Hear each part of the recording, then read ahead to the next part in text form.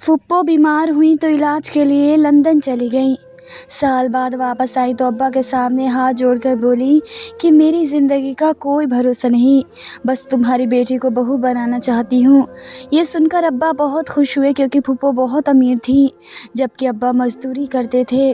फ़ौरन मुझे ब्याह दिया। हर कोई मेरी किस्मत पर रश्क कर रहा था। रुखसत होने के बाद मैं लंदन आ गई। 3 रात शादी की बहुत अच्छी गुजरी, मगर चौथी रात फुप्पो मुझे प्यार से बोली, आज मेरा हॉस्पिटल में चेकअप है, तुम मेरे साथ चलो। मैं जब वहाँ गई तो फुप्पो ने डॉक्टर के कान में कुछ कहा तो डॉक्टर मुझे अपने साथ एक कमरे में ले गया, जहाँ कदम रखते ही मेरे पाँव तले से ज़मीन निकल गई। मैं उल्टे कदमों भागने लगी, मगर फुप्पो ने मुझे बालों से पकड़कर। जब फुप्पो लंदन से लौटी तो इनके लहजे में एक अजीब सी मिठास थी। वह हमेशा सख्त लहजे में बात करती थी, मगर उस दिन जब वो अब्बा के सामने बैठी थी तो इनकी आवाज़ में एक नरमी थी जो मैंने पहले कभी महसूस नहीं की। अब्बा रोज़ की तरह मजदूरी से लौट कर आए थे। मिट्टी में अटे हुए कपड़े, थकन आंखों से झलक रही थी। जैसे ही उन्होंने फुप्पो को देखा, हाथ से झाड़ कर साफ किया और ज़मीन पर बैठ गए। फुप्पो ने गला खनारा और बोली, भाईजान, मेरी ज़िंदगी का कोई भरोसा नहीं, ना जाने कल हो या ना हो। ये ख्वाहिश है दिल में, मैं चाहती हूँ मेरी बहू तुम्हारी बेटी हो। अब्बा की आंखों में चमक आ गई। मेरा दिल ज़ोर से धड़कने लगा। माँ ने चूल्हे से हाथ खींचकर फुप्पो को हैरत से देखा। फुप्पो ने आगे बढ़कर मेरे सर पर हाथ रखा। ये बहुत प्यारी बच्ची है, अपने बेटे के लिए बस ऐसी ही बहू चाहिए थी। मैं चुप रही। अंदर एक अजीब सा शोर मच रहा था, लेकिन बाहर एक लफ्ज़ न निकल सका। चंद दिनों में बात आगे बढ़ गई। फुप्पो के बेटी जो लंदन में थे, उनका वीज़ा, कागजात, सबकी बातें हुई। निकाह की तारीख रखी गई, लेकिन रुखसती के बारे में फुप्पो ने वाज़ा कहा, रुखसती उस दिन होगी जब इसका पासपोर्ट और वीज़ा सब तैयार हो जाएगा। मैं अपनी बहू को सीधा लंदन लेकर जाऊंगी और दुल्हन बना कर ले जाऊंगी। सबको ये बात बड़ी अच्छी लगी। हमारे जैसे गरीब लोग जो दिन भर की दिहाड़ी में गुजारा करते हैं, उनके लिए ये सब ख्वाब जैसा था। अम्मा दिन रात दुआएं देने लगी। मोहल्ले की औरतें रश्क से देखने लगी, लेकिन सब कहने लगे, अरे नसीब देखो लड़की का, दुल्हन बनकर लंदन जाएगी। निकाह के बाद सब कुछ बदल गया था, लेकिन एक अजीब तरतीब से। उस दिन जब मौलवी साहब ने मेरे सामने अल्फाज दोहराए थे और मैंने कबूल है कहा था, मेरे दिल में बहुत सी धड़कनें थी, मगर चेहरे पर खामोशी। फिर कई दिन गुजर गए। फुप्पो ने कहा, अब हम तुम्हें रुखसत करेंगे, लेकिन सैयदा लंदन ले जाकर मैंने उसे सर हिला दिया। अम्मा कुछ दिन बाद बीमार हो गई, शायद इसलिए कि मैं पहली बार हमेशा के लिए उनसे अलग हो रही थी, मगर फुप्पो ने सब संभाल लिया था। वो दवाई लाई, अम्मा के पास बैठी और मेरी छोटी बहन के लिए चॉकलेट्स लेकर आई। शादी की तरकीब सादा रखी गई थी। मोहल्ले में 2-3 ख्वातीन आई। फुप्पो ने खुद मुझे तैयार किया। सुर्ख जोड़ा, सादा मेकअप और एक सोने की छोटी सी चैन मेरे गले में पहना दी। यह मेरी पहली कमाई थी, मैंने अपने लिए रखी गई थी, मगर अब यह मेरे नसीब की निशानी है। रुखसती के बजाय फुप्पो के घर मुंतकिल होना एक नई दुनिया में कदम रखने जैसा था। वहाँ सब कुछ तरतीब में था। एक कमरा जो ख़ास मेरे लिए तैयार किया गया था, सफ़ेद पर्दे, खुशबूदार मोमबत्तियाँ और बेड पर गुलाब की पत्तियाँ कली। रात फुप्पो मेरे साथ रहीं। वो मेरे सराहने बैठी रहीं, मेरे बालों में उंगलियां फेरती रहीं और पुरानी बातें सुनाती रहीं। मेरी माँ भी ऐसी ही सुलाती थी, बालों में उंगलियां फेरते फेरते दुआएं देती थी। दूसरी रात जब मैंने इसरार किया कि तन्हा सो सकती हूँ, तो वे मुस्कुरा कर बाहर चली गईं। मैं बिस्तर पर लेट कर छत को देखती रही। एक अनजान शहर, एक नया घर, एक परदेश, ये सब मेरे करीब आ रहा था, मगर इन सब में एक खामोशी थी, ये खालीपन। तीसरी रात उनका फ़ोन आया। मैं कमरे में बैठी थी। फुप्पो ने कॉल की और कहा, बात करो, वो तुमसे खुद बात करना चाहती है। मैंने फ़ोन कान से लगाया। हेलो, अस्सलाम वालेकुम, मैंने आहिस्ता से कहा। वालेकुम अस्सलाम, तुम ठीक हो?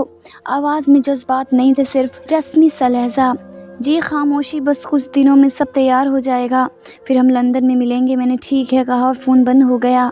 ये मेरी पहली और आखिरी कॉल थी। उससे चौथी रात फूफो ने कहा, बेटी आज एक चेकअप है, जल्दी निकलना होगा। लंदन जाने से पहले सब डॉक्टर्स रिपोर्ट ज़रूरी होती है। सुबह सवेरे मैं तैयार हो गई। फूफो ने ख़ुद मेरे कपड़े निकाले, मेरा दुपट्टा तरतीब दिया। फिर हम रिक्शे में बैठकर हॉस्पिटल पहुँचे। हॉस्पिटल निस्बतन साफ़ था। काउंटर पर पहुँचते ही फूफो ने कागजात थमाए और किसी से बात की। फिर एक नर्स आई और हमें एक तरफ ले गई। मैं पुरसुकून थी क्योंकि फूफो साथ थी। कमरे में दाखिल होते ही پھپھو نے میرا ہاتھ تھاما اور کہا گھبرانا نہیں۔ کمرے کے اندر ڈاکٹر پہلے ہی موجود تھا، درمیانی عمر کا آدمی، چشمہ، سفید کوٹ اور چہرے پر مصنوعی مسکراہٹ۔ پھپھو نے ڈاکٹر کے کان کے قریب جا کر کچھ کہا جو میں سن نہ سکی۔ ڈاکٹر نے سر ہلایا اور میری طرف دیکھ کر بولا، آئیں یہاں بیٹھ جائیں۔ میں صوفے پر بیٹھ گئی۔ جس نے میرا بلڈ پریشر چیک کیا اور کچھ اور سوالات کیے۔ پھر اس نے کہا کہ ایک انجیکشن لگانا ہے، خون کے ٹیسٹ سے پہلے ضروری ہے۔ میں نے بازو آگے کیا اور سوئی چبھی۔ پھر جیسے دنیا دھندلی ہونے لگی، چند سیکنڈ میں سب کچھ دھند بن گیا۔ آنکھ کھلی تو سر کے پیچھے شدید درد تھا۔ میرے ارد گرد سب کچھ ہل رہا تھا جیسے زمین نہیں پانی کی چھاتی پر ہو۔ آنکھوں کے سامنے لکڑی کی دیواریں، چھت پر لوہے کی کیل اور ایک بلب جو مدھیم سا جھول رہا تھا۔ کمرے میں نمی کی بوندیں، بند ہوا کا گھٹن بھرا احساس۔ میں اٹھنے کی کوشش کی مگر جسم جیسے کسی نے نچوڑ دیا ہو۔ بازو پر سوئی کا نشان تھا، ہاتھوں میں کمزوری تھی اور سانس بھی مشکل سے آ رہی تھی۔ پاؤں سے جوتے غائب تھے اور پہنے ہوئے کپڑے بدل چکے تھے، ڈھیلے، غیر مانوس، جیسے کسی ہاسپٹل یا قید خانے کا لباس ہو۔ کمرے میں کوئی کھڑکی نہیں تھی، صرف ایک چھوٹا سا روشن دان جہاں سے سمندر کی نیلاہٹ جھلکتی تھی۔ میں رینگتے ہوئے اس سے قریب پہنچی۔ نیچے پانی تھا، گہرا، خاموش اور نہ ختم ہونے والا۔ دور دور تک صرف نیلے رنگ اور کچھ چڑیوں کی آواز۔ میرے دل میں پہلا خیال آیا کہ میں زمین پر نہیں ہوں، میں کسی جہاز پر ہوں۔ دروازے پر لوہے کی سلاخیں تھیں، باہر سے تالا لگا تھا۔ کمرے کے باہر دھیمی آوازیں آ رہی تھیں، کوئی غیر زبان میں بات کر رہا تھا، کچھ بولیاں جنہیں میں سمجھ نہ سکی، کچھ ہنسنے کی آوازیں، کچھ بھاری قدم۔ پھر اچانک دروازہ کھلا، ایک اجنبی عورت اندر آئی، درمیانی عمر، گندے رنگ، گول سا چہرہ۔ ہاتھ میں ایک تھالی تھی جس میں 2 سلائس، تھوڑا سا پنیر اور ایک بوتل میں پانی تھا۔ اس نے مجھ سے نظریں نہیں ملائیں، بس تھالی میرے سامنے رکھ دی اور بولی، کھا لو۔ آواز میں کھرکھتی تھی۔ میں کہاں ہوں؟ میں نے گھبرا کر پوچھا۔ اس نے کوئی جواب نہیں دیا۔ مجھے یہاں کیوں لایا گیا؟ وہ پلٹی اور جاتے جاتے صرف اتنا کہا، بہتر ہے سوال نہ کرو۔ دروازہ دوبارہ بند ہو گیا، اس کے ساتھ ہی ایک اور قفل کی آواز آئی۔ میں ٹرائی کو گھورتی رہی مگر بھوک کا احساس کہیں غائب ہو چکا تھا۔ مجھے کچھ سمجھ نہیں آ رہا تھا، یہ کون لوگ ہیں، کہاں لے جا رہے ہیں مجھے، کیا بھیج دیا گیا ہے؟ اگلے چند گھنٹے سناٹے میں گزرے۔ میں دیوار سے لگ کر بیٹھی رہی، ذہن میں صرف دھند تھی۔ دن کب گزرا، رات کب آئی، اندازہ ہی نہیں ہوا۔ پھر کچھ دیر بعد باہر سے شور سنائی دیا، کوئی نئی لڑکی چیخ رہی تھی۔ میں دروازے کے قریب گئی تو آواز صاف سنائی دی، مجھے جانے دو، میں نے کچھ نہیں کیا، پلیز۔ اس کے بعد دھپ کی آواز آئی جیسے کسی کو دھکا دیا گیا ہو۔ کچھ لمحے چیخ بند ہو گئی۔ اگلے دن، یہ شاید رات کا وقت تھا، اندازہ نہیں تھا، 3 آدمی آئے، دروازہ کھلا۔ ان میں سے ایک لمبا اور سانولا تھا، دوسرے دونوں کے ہاتھ میں کاغذ اور فائلیں تھیں۔ اٹھو، چلو ہمارے ساتھ، میں نے بچا کر پوچھا۔ کہاں لے جا رہے ہو؟ بس چپ چاپ آ جاؤ، سوال کم کرو۔ انہوں نے میرا بازو پکڑ کر کھڑا کیا۔ میری ٹانگیں کانپ رہی تھیں مگر انہوں نے مجھے سہارا دینے کے بجائے گھسیٹتے ہوئے باہر نکالا۔ لمبا تنگ راستہ، زنگ لگی دیواریں، چند قدم پر سلاخوں سے بند دروازے، راستے۔ مجھے چاروں اور لڑکیاں نظر آئیں، سب نوجوان، سہمی ہوئی تھیں، کوئی ہاتھ باندھے بیٹھی تھی، کوئی آنکھیں بند کیے لیٹی ہوئی۔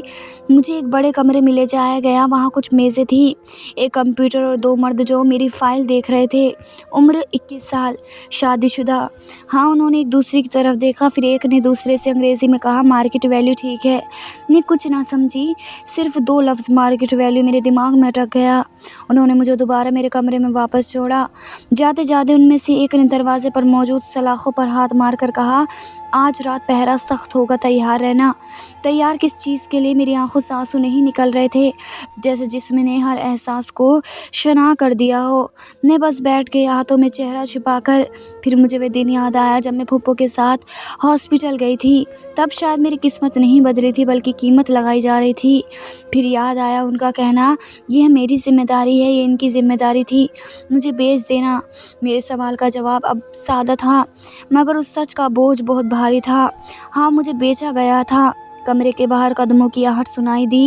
معلوم بن چکا تھا دن میں 2 یا 3 بار کوئی آتا، پانی یا روٹی پھینک کر چلا جاتا، مگر آج قدموں کی رفتار مختلف تھی، جیسے کوئی جلدی میں ہو۔ دروازہ کھلا اور 3 آدمی اندر داخل ہوئے۔ ان میں ایک وہی تھا جو پچھلے دن فیلیں دیکھ رہا تھا، باقی 2 کے چہرے نئے تھے۔ ایک نے خاموشی سے میری طرف ایک لفافہ بڑھایا، پھر تینوں بنا کچھ کہے واپس مڑ گئے۔ دروازہ بند ہوا اور وہی قفل کی آواز۔ میں نے لفافہ ہاتھ میں لیا، انگلیوں سے کھولا، اندر ایک فل شدہ خط تھا۔ नीले कलम से लिखा हुआ। जैसे जैसे मैं पढ़ती गई आंखें कागज़ पर जम गई, मगर हुक दिल पर भुर्जिया बनकर उतरते रहे। अस्सलाम वालेकुम, मुझे मालूम है तुम ये पढ़कर सदमे में आ जाओगी, मगर मेरे पास तुमसे कुछ छुपाने को अब कुछ नहीं है। तुम्हें सब सच जानना चाहिए। मेरी माँ यानी तुम्हारी फूफो की तबीयत लंदन में बहुत ख़राब थी।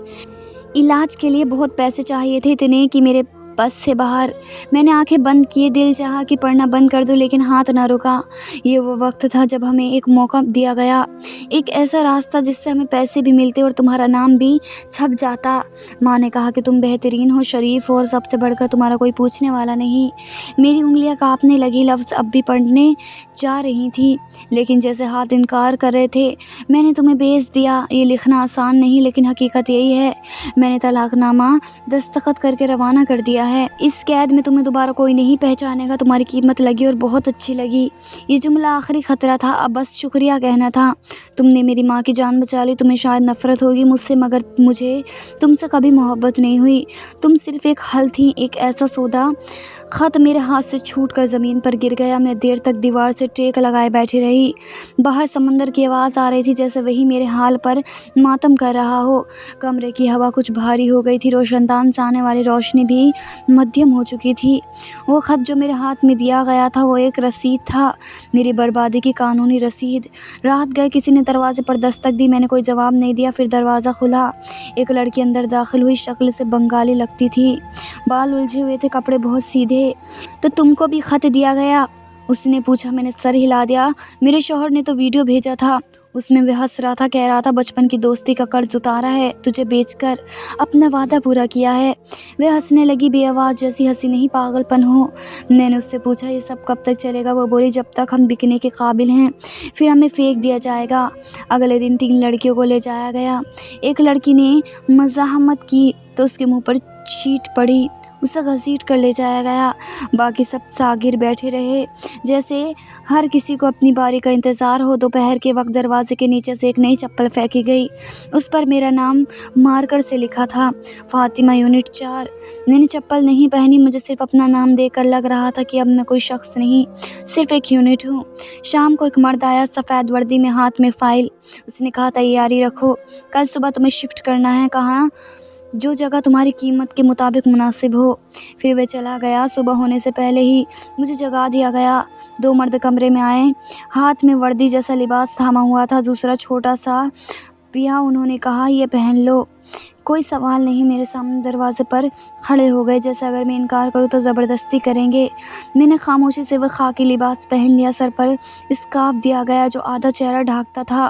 बैग में मेरे वही पुराने कपड़े थे जो शायद पहले दिन तब्दील किए गए थे। यह कोने में दिए हुए जैसा मेरा माजी अब एक बोझ हो। कुछ ही देर बाद मुझे कश्ती में बिठाया गया। 3 लड़कियां साथ थीं और चुप कश्ती कुछ घंटे चली, फिर एक बंदरगाह पर उतारी गई। वहाँ पहले से ही एक वैन मौजूद थी। दुबई की सड़कों पर चलती हुई खिड़की से बाहर देखने की इजाज़त नहीं थी। वैन में पर्दे थे और एक औरत जो बार बार कहती थी खामोश रहो, यहाँ कोई सवाल नहीं करता। कई घंटों बाद वैन एक बड़ी इमारत के सामने रुकी। बाहर से आम होटल लगता था, मगर अंदर एक और ही दुनिया थी। सुर्ख खारिन शीशे की लिफ्ट, चमकते फर्श और इसमें खवालिया पर 3 मुख्तलिफ ज़बानें बोलने वाले लोग। हमें पीछे से ऊपर ले जाया गया। यह एक तंग राहदारी या दरवाजे पर नंबर लिखे थे, लेकिन नहीं, मुझे कमरा नंबर 408 दिया गया। कमरा साफ था लेकिन बेरंग। एक बेड, एक कुर्सी, एक अलमारी, दीवार पर एक कैमरा नसीब था। बिल्कुल छत के कोने में यह क्या है? मैंने दरवाज़ा बंद करने वाला आदमी से पूछा। सिक्योरिटी है, यहाँ हर चीज़ की मॉनिटरिंग होती है। वह हंसकर बोला, जैसे कि तुम्हारे शुल्क की। उसने दरवाज़ा बंद किया और चीखने लगा दी। शाम तक कोई ना आया। फिर अचानक इंटरकॉम बजा। एक आवाज़ आई, कमरा नंबर 408, तैयार रहो, विजिटर आ रहा है। मैं चौंक गई। विजिटर किस लिए? थोड़ी देर बाद दरवाज़ा खुला। 2 गार्ड्स आए और एक अरब शख्स अंदर दाखिल हुआ। उम्र 40 के करीब, सफ़ेद लिबास, सोने की अंगूठियाँ और एक महंगा सा इत्र। वह एक लम्हे के लिए रुका, मुझे सर से पाँव तक देखा और फिर एक मुख्तसर सा जुमला बोला कि इसे मेरे कमरे में भेजो। फिर वो मुड़ा और बाहर चला गया। गार्ड्स ने एक दूसरे की तरफ देखा। फिर एक ने मुझसे कहा, चलो ज़्यादा वक्त मत लो। मैंने कदम खींचे खींचे कहा, क्यों? यहाँ क्यों की इजाज़त नहीं है तुम्हें? जहाँ बुलाया जाए जाओ। मैंने इनकार किया। मेरे मुंह से सिर्फ एक लफ्ज़ निकला, नहीं। गार्ड आगे बढ़ा, बाजू पकड़ा और कहा, समझदारी इसमें है कि खामोशी से साथ चलो। एक बार शोर किया तो तुम अगली फ़्लाइट में बांग्लादेश जा रही होंगी। मैं मजबूर होकर साथ चली। वो चौकीदार मुझे होटल के एक और फ्लोर पर ले गया, जहाँ दरवाजे की पिस्ट पर VIP सूट लिखा था। दरवाज़ा खुला, मैं अंदर दाखिल हुई। वही अरबी सोफ़े पर बैठा था, एक हाथ में सिगार, दूसरे में मोबाइल। मेरी तरफ देखे बगैर बोला, तुम पाकिस्तान से हो? मैंने सर हिलाया। आवाज़ नहीं। अच्छा है, पर सुकून और खामोश। मुझे खामोश लड़कियां पसंद है। फिर उसने घंटी बजाई। एक मुलाजिम आया और उसे अरबी में कुछ कहा। मुलाजिम मेरे लिए एक ड्रिंक लेकर आया, शायद जूस पियो। तुम्हारा दिन लंबा गुजरा है। मैंने गिलास हाथ में लिया मगर नहीं पिया। शेख ने हंसते हुए कहा, पहली बार हो, कोई बात नहीं, तुम आदत हो जाएगी। मैंने उस लम्हे सिर्फ एक काम किया, गिलास ज़मीन पर फेंक दिया। मैं कोई चीज़ नहीं हूँ जिससे आदत बना लिया जाए। शेख खड़ा हुआ और गार्ड्स को बुलाया, इसे नीचे वापस ले जाओ, तैयार नहीं है। मुझे दोबारा कमरा नंबर 408 में वापस लाया गया और दरवाज़ा बंद कर दिया गया। अगले दिन एक और लड़की आई, वह भी पाकिस्तानी थी। शक्ल से लगता था कराची की होगी। हमने कुछ देर खामोशी में वक्त गुजारा। फिर वो बोली, यहाँ रहना है तो समझौता करना पड़ेगा। जिसने मुँह खोला वह अगले जहाज़ में होती है। पता भी नहीं चलता कहाँ गई। मैंने पूछा, कोई बचा है यहाँ से? शायद कोई सुना है। एक लड़की दुबई पुलिस तक पहुँच गई थी, मगर इसके बाद वही पुलिस वाले गायब कर दिए गए। हमने खिड़की से बाहर देखा, नीचे एक स्विमिंग पूल था और कुछ लड़कियाँ थी, रैगिंग कर रही थी, वही यूनिफॉर्म में, वही बेजान चेहरों के साथ। यह होटल नहीं, बाजार है। यहाँ सब कुछ बिकता है, बस कीमत तय होना बाकी होती है। वो लड़की बोली और फिर खामोश हो गई। रात को दरवाजे के नीचे एक पर्ची फेंकी गई। इस पर लिखा था, तुम्हारा अगला ग्राहक 8 बजे पहुँचेगा, तैयार रहो। मैंने पर्ची को देखा और दिल ही दिल में ये फैसला किया, मैं यहाँ रहूँ या ना रहूँ, लेकिन जो कुछ मेरे साथ हुआ वो मैं किसी और के साथ होने नहीं दूँगी। और शायद वह अंधेरा हमेशा नहीं रहता। उस दिन होटल में गैर मामूली हलचल थी। हमला तेज़ी से इधर उधर भाग रहे थे। दीवारों पर लगी लाइटें साफ़ की जा रही थी। लॉबी में नए फूल लगाए जा रहे थे। कमरे के बाहर एक गार्ड ने आकर सिर्फ इतना कहा, आज कोई ख़ास मेहमान आ रहा है, सब अलर्ट रहो। मैंने खुद से सवाल किया, ख़ास मेहमान का हमसे क्या लेना देना, लेकिन सवाल पूछने का अब कोई फ़ायदा नहीं रहा था। शाम को दरवाज़ा खुला, एक नया लिबास लाया गया, सफ़ेद और नीला, नफीस लेकिन सादा। उसके साथ एक नोट था, यह पहनो, आज तुम्हें नीचे बुलाया जा सकता है। मैंने लिबास वहीं रख दिया। किसी नोट या हुक्म की अब मेरे लिए कोई अहमियत नहीं थी। मैं वही पहने रही जो तन पर था। 8 बजे के करीब इंटरकॉम बजा, कमरा 408, तैयार हो जाओ, वेटर्स तुम्हें देखना चाहता है। मैंने कुछ नहीं कहा, खामोशी से दरवाजे के सामने खड़ी हो गई। दरवाज़ा खुला और गार्ड ने मुझे नीचे ले जाने का इशारा किया। मैं उनके साथ लिफ्ट में सवार हुई। लिफ्ट का शीशा साफ था और नीचे जाते हुए पहली बार मैंने खुद को आईने में देखा।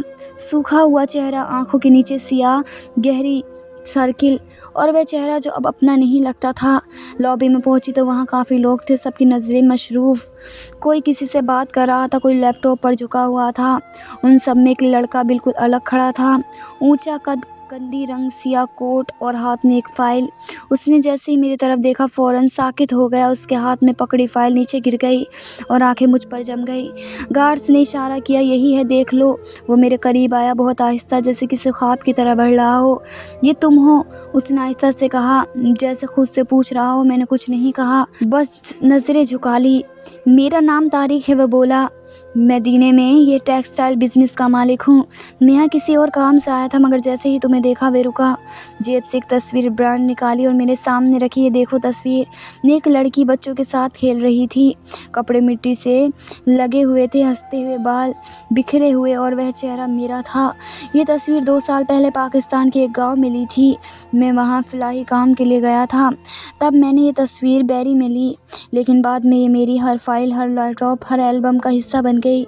मैंने तस्वीर को गौर से देखा और जैसे शायद आया वो दिन जब मैं बच्चों को खेलना सिखा रही थी, जब ज़िंदगी सादी थी, बस ज़ाहिर मुश्किल मगर आज़ादी थी। अगर आप इस वीडियो का सेकंड पार्ट देखना चाहते हैं तो कमेंट बॉक्स में मुझे ज़रूर बताएं। ऐसी ही कहानी को सुनने के लिए हमारे चैनल को सब्सक्राइब करें। मिलते हैं न्यू वीडियो के साथ, तब तक के लिए बाय बाय, टेक केयर, अल्लाह हाफिज़।